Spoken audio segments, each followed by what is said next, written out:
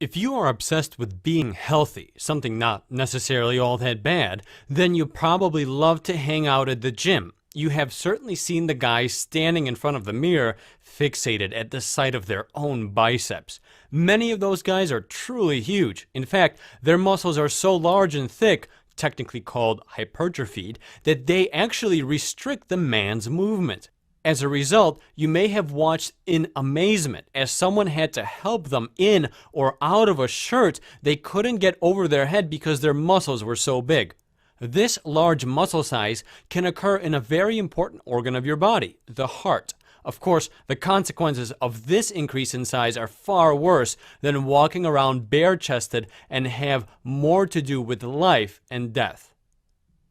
Hypertrophic Cardiomyopathy, Hcm, is a genetic heart condition that results in increased ventricular wall thickness, diastolic dysfunction, heart failure, and sudden death.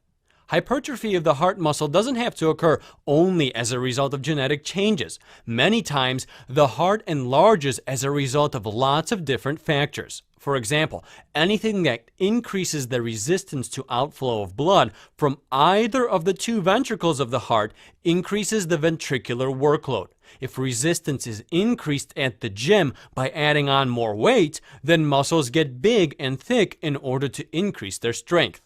If resistance to outflow increases in the heart, then the muscular ventricular walls get big and thick in order to help push blood out of the ventricles with more force in order to overpower the resistance to outflow.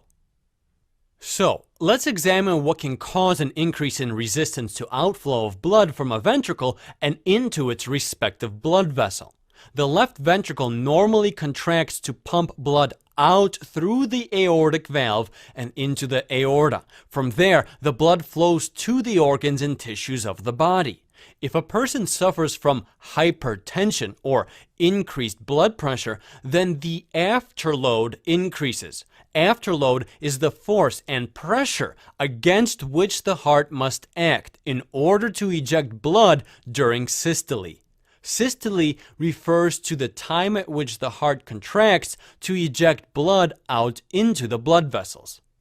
If the left ventricle has to work hard against increased blood pressure, then the left ventricular wall thickens in order to become stronger and better able to work against this increased weight, so to speak. Similarly, if the blood pressure is normal but resistance to outflow increases as a result of aortic stenosis, the same end result will occur. Aortic stenosis refers to the narrowing of the aortic valve. If it's narrow, it's very hard to squeeze blood out into the aorta. Just go ahead and try it for yourself. Get a mouthful of water and spit it out. It should be easy. Now, take a mouthful of water and put a straw in your lips. Try and squeeze that water out just as quickly as before. It's not possible because the resistance to outflow is so much greater when the outflow tract, the straw, is so thin. That's aortic stenosis for you.